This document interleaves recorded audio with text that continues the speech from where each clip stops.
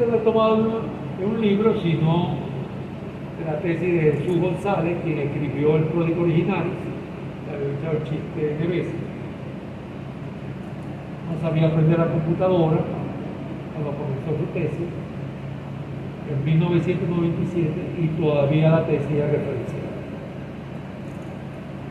Es bueno que quede separado.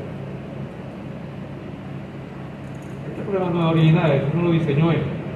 Este es uno de los problemas que Patanca lo utilizaba en sus cursos de posgrado. Un venezolano que estuvo allá tuvo la gentileza de prestarnos las clases de los apuntes. Ella aparecía Entonces veamos lo que escribió Jesús. Un campo de flujo cuya línea de corriente describe una trayectoria hiperbólica afecta la distribución de temperatura de la geometría mostrada en la figura. Las condiciones de contorno del problema pueden especificarse con una temperatura TW conocida en la pared izquierda, un contorno inferior adiabático, flujo entrante y temperatura conocida en el contorno superior. Flujo entrante y temperatura conocida en el contorno superior. Mientras que en el borde de la derecha existe condición de flujo saliente. Vamos a ver qué significa eso. Determina el campo resultante de temperatura y la línea de corriente en la totalidad del dominio. Luego que nosotros terminamos la parte difusiva, dijimos, vamos a incorporar convección, pero por partes. Vamos a primero suponer que conozco el campo de velocidad para ver de qué manera esto afecta la transferencia de para luego culminar con un tercer paso. El primero fue difusión pura. El segundo es cómo afecta el campo conocida la difusión.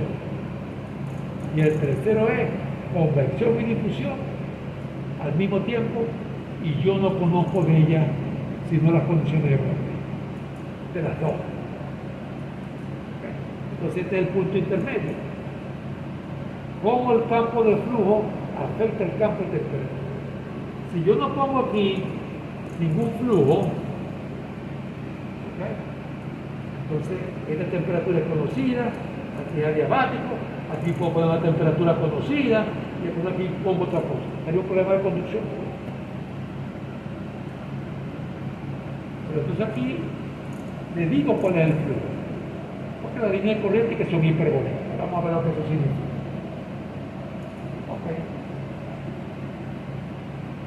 Eso significa lo que ustedes ven aquí. La componente U, que es la componente horizontal en el dibujo, depende de cuán alejado estemos de la pared. Mientras más alejado estemos, la velocidad es mayor. Y la componente B es hacia abajo y es al revés. Mientras más cerca estemos de la pared, la velocidad va a ser menor.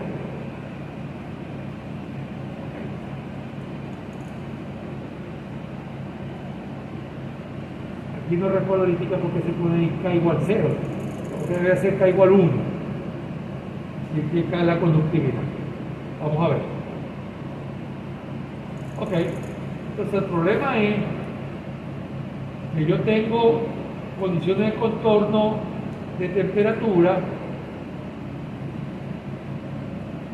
aquí es conocida, el flujo que entra es conocido, aquí es adiabático y aquí nos dicen que el flujo saliente. Vamos a ver qué es eso, repito. Y quiero ver cómo el flujo que entra incide sobre la temperatura del fluido que sale. El fluido que sale está en contacto con esta pared, se va a calentar. Bueno.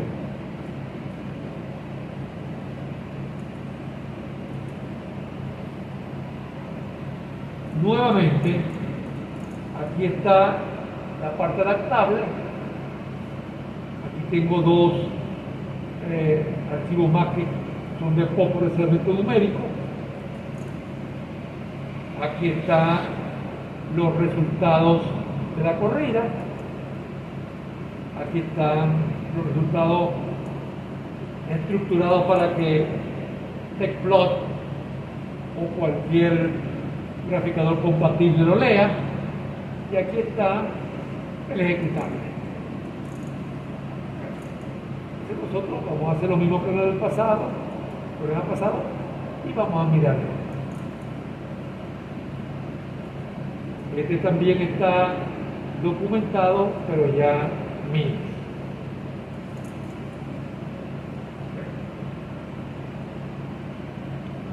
Nada aquí distinto. No voy a añadir nada de eso. Acá, nada distinto arriba. Una malla bien gruesa, la más facilita, 5%. No tiene zonas ni nada. Perfecto. Eso sí, muchas variables. Velocidad U, velocidad B, función de corriente, temperatura 4. ¿Cuál va a resolver? Solamente uno, temperatura. ¿La va a imprimir? Sí. No va a resolver ni la variable 2, y caso 4 ya está K'1, imprima U, imprima B, esos son datos. Imprima 3, esa es función de corriente, se la tiene que calcular el programa. E imprima 4, que es lo que se va a calcular. ¿Cuántas iteraciones va a hacer? 5. Aquí, un ojo. Ojo, solo se resuelve lo que dice aquí. Muchas variables, pero no es más poderoso el campo velocidad me lo dice. Perfecto. Temperatura de entrada 50. Temperatura de la pared 100. Esta 50 y esta 100. Esto va a calentar. Perfecto. Calculamos las velocidades en todas partes. ¿Okay? Ojo, se pueden recordarlo.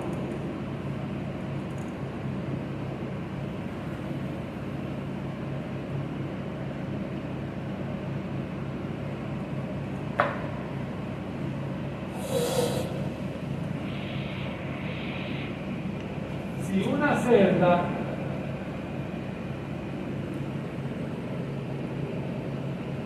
está construida alrededor del nodo IJ, allí en I, J para almacenar ρ, P, T, algo que llamamos P', imperativo, la presión se va ajustando, pero U se almacena en K, P se almacena en K. También hay U, y aquí se almacena. Esto es por coprocesamiento. Pero U y B en general, no en este problema, se calcula como se calcula la temperatura, pero con una malla desplazada. Es como si yo tomara esto y lo corriera, porque ahora el nodo pasa a ser esto que está aquí.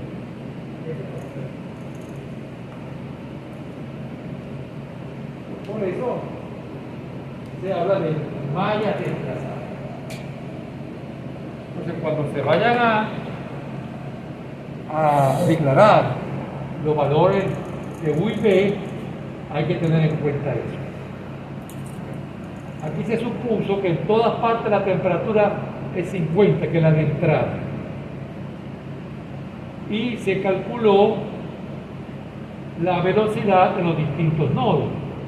Se utilizó una función que se llama float, que convierte un entero en punto en decimal. El Fortran es un poco quisquilloso con eso de mezclar tipos de números.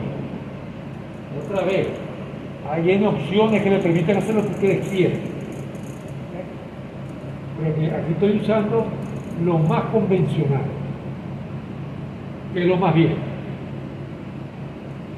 Ya les dije que a diferencia de otro lenguaje, usted tiene un programa viejo y lo pueden correr, programa viejo en Fortran, y lo pueden correr casi seguro en el compilador más reciente. Pero, por ejemplo, yo he visto por ahí que hay cosas que son de Python 2 que no pueden correr en Python 3. Nada más de pasar de 2 a 3 ya hay problemas. Eso no existe usualmente en los foros. Se le presta mucha atención a lo que ellos llaman legacy software. Porque es que existen toneladas de programas viejísimos escritos en Fortran, porque era el rey indiscutible en cálculo de mucha intensidad y mucha magnitud. Pues ya no lo es. Ya no lo es. Usted ahora tiene que competir con los programas más jóvenes. El Fortran está pasando como un viejo que viene y lo operan y lo ponen aceíto, pero como decían antes con los trompos, pero es difícil competir con los jóvenes y tiene que hacer muchas cosas para poder competir con los jóvenes. Así le está pasando al Fortran. Mucho. Ok.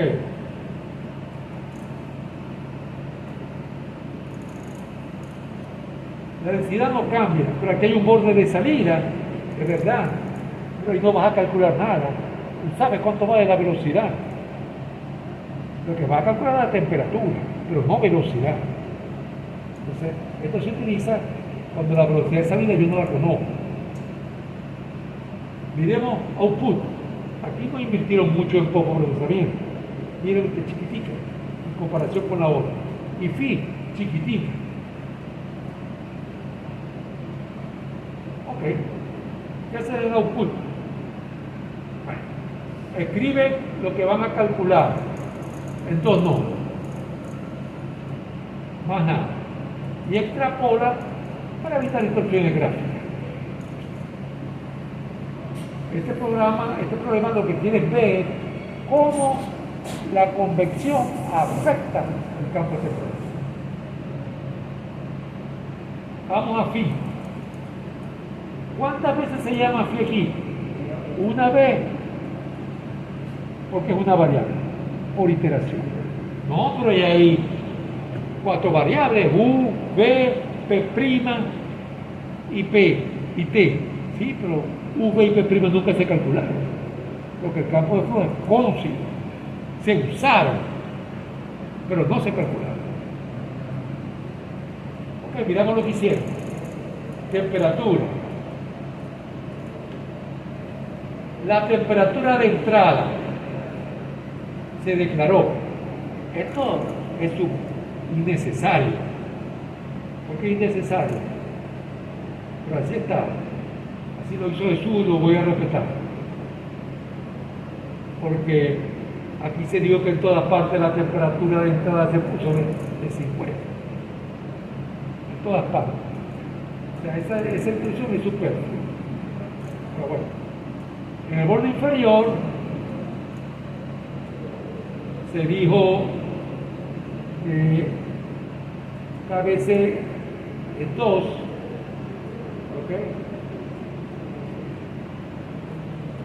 En el borde inferior que era flujo de calor dado, ahora se lo olvidó.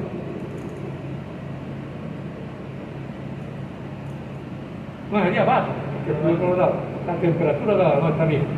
Y iba a decir yo, hay un error. Sí. No se dio más nada. En la pared izquierda hay que poner la temperatura, que es de 100. Y en la salida, miren lo que hace. Esto es para temperatura. A la brava, porque esto no tiene otro nombre.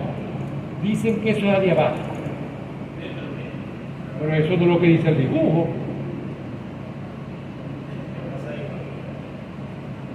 El dibujo no dice nada. Claro, esa es una debilidad del método, porque es una aproximación, porque la situación es esta. Yo quiero calcular, entre otras cosas, lo que ocurre al final del flujo. Pero el método me exige que yo le diga algo al final del flujo. Esto es algo porque los problemas se dividen, ya les he comentado, en esa es la nomenclatura que utilizan: elíptico, parabólico e hiperbólico. Los problemas elípticos requieren información en todas partes. Este programa resuelve las ecuaciones que tienen un comportamiento elíptico. Se necesita información en todas partes. Pero ¿qué le voy a decir yo en la salida? Yo lo que quiero es ir a la temperatura. Está bien, no le diga cuánto va a la temperatura. Pero ¿qué tal si le dice lo siguiente? ¿Ves? La conducción de flujo de calor, porque esta temperatura sea distinta a esta, va a despreciarla. ¿Y por qué la voy a despreciar? Bueno, en primer lugar, ahí no hay conducción pura, porque tú tienes una corriente. Entonces tú vas a suponer que la corriente allí es lo suficientemente intensa para que el calor literalmente no pueda remontarse a Oaxaca. Es como si alguien está en un bote con remos tratando de ir hacia arriba. Si no le da con suficiente fuerza, lo más probable es que se lo lleve la corriente. O a lo mejor se queda ahí estático. Pero para remontar, esa corriente tiene que darle duro. Entonces, esa es la aproximación que dice: no, aquí la corriente es tan fuerte que el calor no puede remontar ese efecto. Eso es una aproximación que es discutible en algunos casos, porque se sabe, se da cuenta uno que no es verdad, pero es una aproximación. Entonces, ¿cómo sé yo cómo es esa aproximación? Contrastando con lo que se tenga. Solución analítica, otros programas, experimentos. ¿Okay? Eso funciona. Eso funciona. Eso funciona. Entonces, quiere decir que este programa, el primero donde incorporamos convección, sorprendentemente es bien corto. Bien, pero bien corto.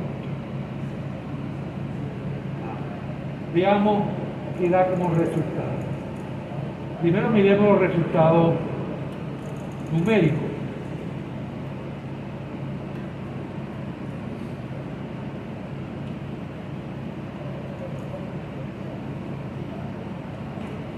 Miren, ahora se incorporó convección, a pesar de que es conocida. Miren lo que pasó. Ya no en la primera iteración dejó de cambiar, pero bueno, la verdad, aquí pusieron más cifras significativas, ¿verdad? Pero es una buena idea. Fíjense ustedes que si estuviesen puesto para que solamente escribiera aquí 2 decimales, esto hubiese sido 63, 63, 63, 63 y 63. Cuando ustedes escriben aquí 5 cifras, sí ven una diferencia, ¿verdad? Eso sigue mostrando que realmente estas iteraciones son efectivas.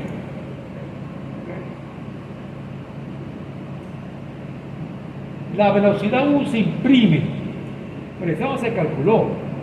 Estos son datos. Estos son datos. La velocidad B se imprime, eso no se calculó. Esos son datos. La función de corriente se imprime, esa sí se calculó, pero no resolviendo ninguna ecuación diferencial, ninguna ecuación discretizada algebraica, sino por postprocesamiento.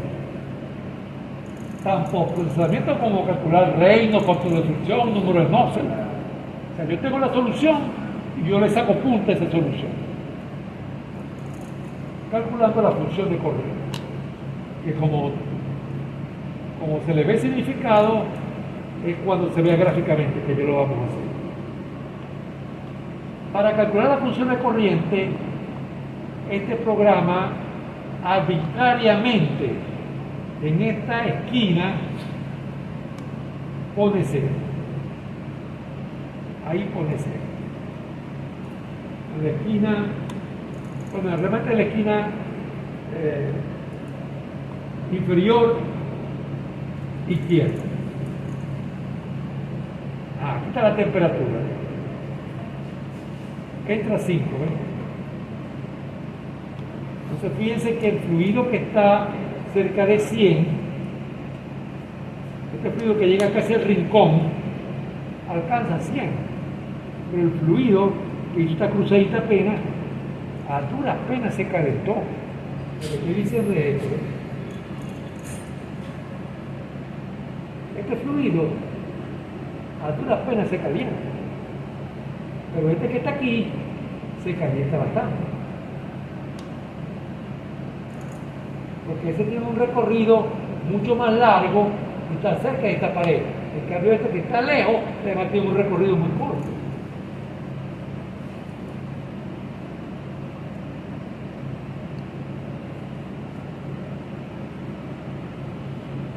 Ok, pero mirando gráficamente es como se observan mejor las cosas. Vamos primero a mirar la función de corriente. Me repito, se calcula, pero con datos. Aquí está la línea de corriente.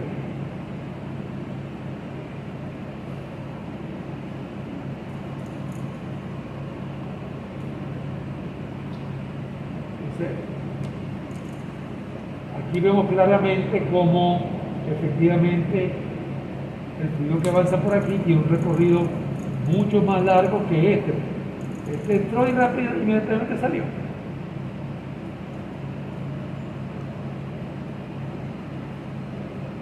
Y la temperatura,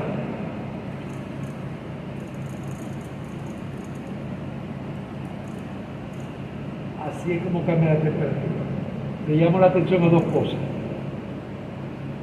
Aquí ustedes se mueven así horizontalmente y van a notar cambio de temperatura. Pero aquí se mueven verticalmente y no notan cambio de temperatura apreciable. ¿Por qué? Porque esto es área baja. Aquí en la pared, en la salida o borde derecho, se mueven horizontalmente y no notan cambio de temperatura, porque allí se impuso esa aproximación a la brava como la mejor opción sin decidir cuánto vale la temperatura, sino cómo cambia a través de esa línea. ¿Por qué está esto así tan feo? Que son 5 por 5. Pero ponen 10 por 10 y esto no les va a dar, como luce ahí, que parecen segmentos rectos unidos, sino que les va a dar una curva. Les va a dar una curva. Una curva bonita, por si no se puede decir. Entonces este es un problema más que todo ilustrativo de que si es cierto que la convección afecta lo que la transferencia de calor, que es un fenómeno difusivo, dice. O sea, hay que resolverla en conjunto, las dos al mismo tiempo. Lo peor del caso es que el problema de flujo desarrollado demostró que la velocidad afecta la temperatura, pero puede ser que la temperatura no afecte la velocidad.